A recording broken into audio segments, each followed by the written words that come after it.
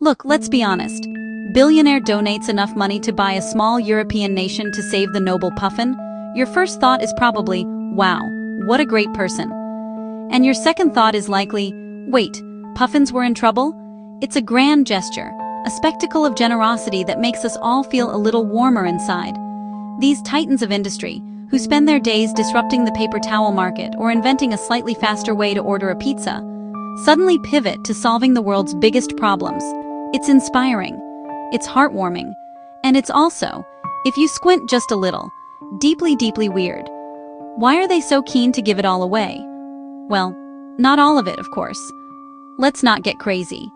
They're giving away the bits they've already counted a few dozen times, the money that's just sitting there, probably getting bored. The official story is that they've made their fortunes, and now, in their wisdom, they want to give back to the society that helped them succeed. It's a lovely narrative, isn't it? A perfect Hollywood ending to a story of ambition and success. They climbed the mountain of cash, and now they're showering the villagers below with gold coins. It feels like a fairy tale, and like most fairy tales, the real story is a bit more complicated and has far fewer talking animals. The truth is, this sudden burst of charitable spirit often coincides with a few other things. Reaching a level of wealth so obscene that buying another yacht just feels a bit tacky. So, what is philanthropy really?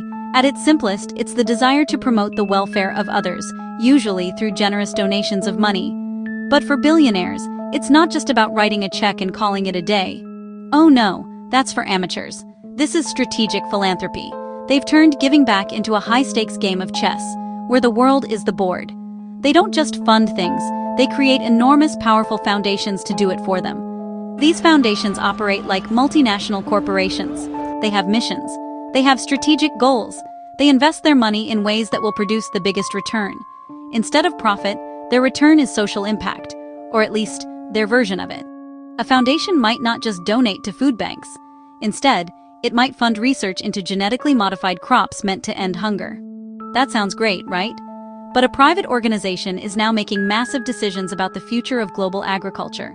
It's less like giving a man a fish, and more like redesigning the entire ocean's ecosystem based on a PowerPoint. This approach is often called catalytic philanthropy, the idea that a billionaire's donation should be a spark that ignites massive change. They don't want to plug a hole in a sinking ship, they want to build a whole new ship. Let's talk about the two magic words that make billionaire philanthropy go round: legacy taxes. First, legacy. When you have more money than God, what's left to acquire? A good name. You don't want to be remembered as the guy who monopolized the widget industry, you want to be remembered as the guy who cured widget-related diseases. That's why you see so many things named after their donors: the Sackler wing of a museum, the Koch Institute at a university.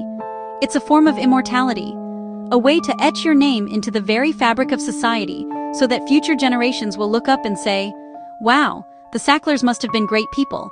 A reaction that has aged about as well as milk in a sauna. This is reputation laundering on an epic scale.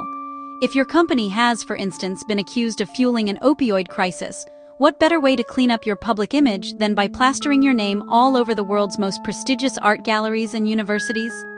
And now for the second magic word. When a billionaire donates $1 billion to their own foundation, they don't just get a nice warm feeling, they get a massive tax deduction. They can donate assets like company stock, avoid paying capital gains taxes on them, and then deduct the full market value of that stock from their income taxes. So, after all that, we're left with a fundamental question.